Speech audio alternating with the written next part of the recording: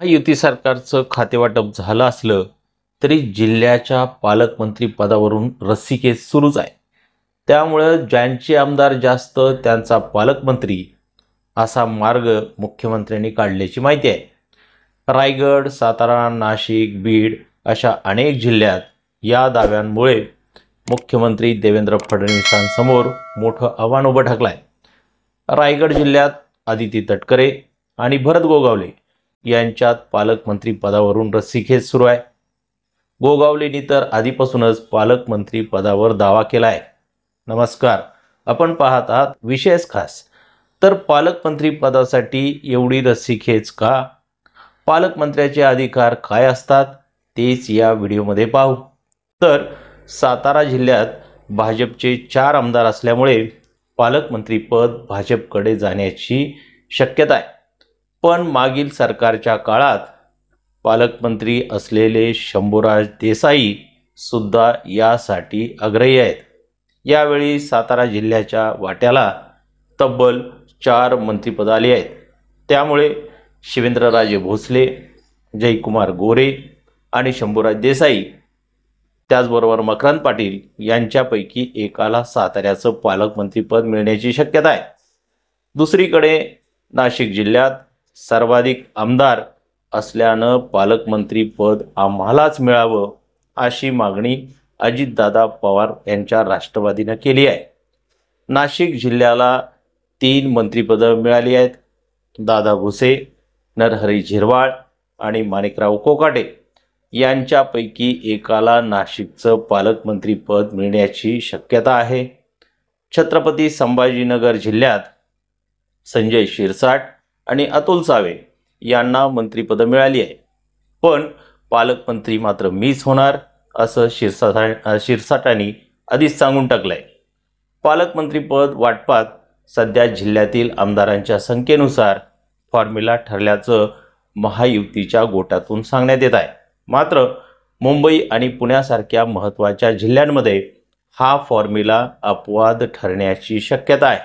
कारण आगामी महापालिका निवडणुका आणि राजकीय संतुलन राखण्यासाठी मोठ्या स्तरावर कसरत सुरू आहे.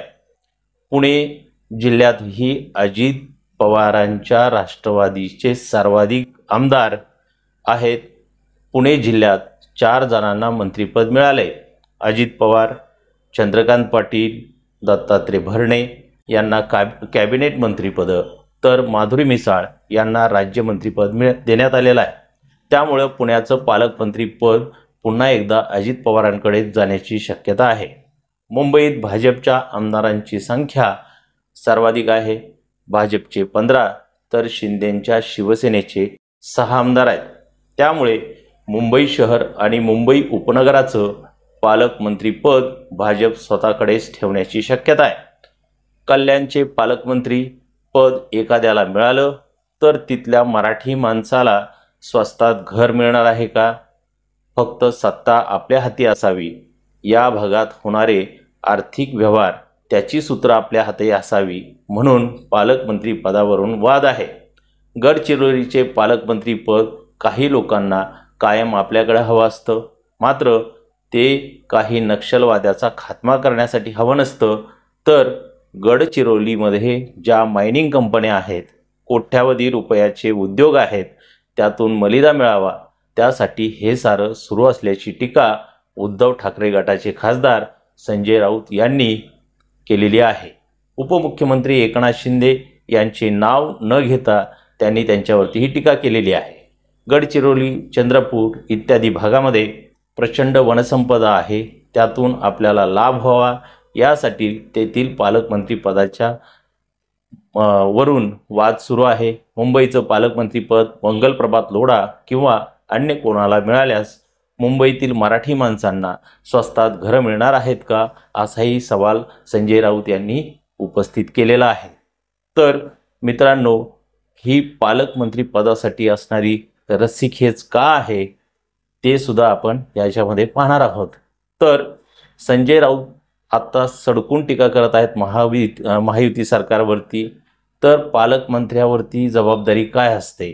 तर पालकमंत्र्याला त्या जिल्ह्यातील प्रशासकीय यंत्रणेवरती नियंत्रण ठेवता येतं. राज्य सरकार, लोकप्रतिनिधी आणि जिल्हा प्रशासन यांच्यातला दुवा म्हणून पालकमंत्री काम करत असतो.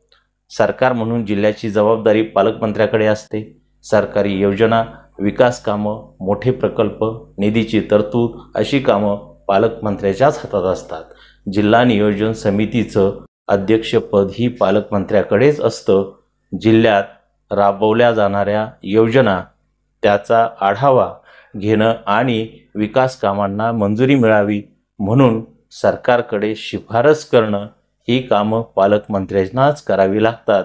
निधी वितरित करण्याचं सर्वात महत्त्वाचं काम हे पालकमंत्र्याकडे असतं. म्हणूनच पालकमंत्री पदासाठी आज एवढी रस्सीखेच आहे हे आपल्याला पाहायला मिळतं आहे. याबद्दल तुम्हाला काय वाटतं ते कमेंट करून जरूर सांगा.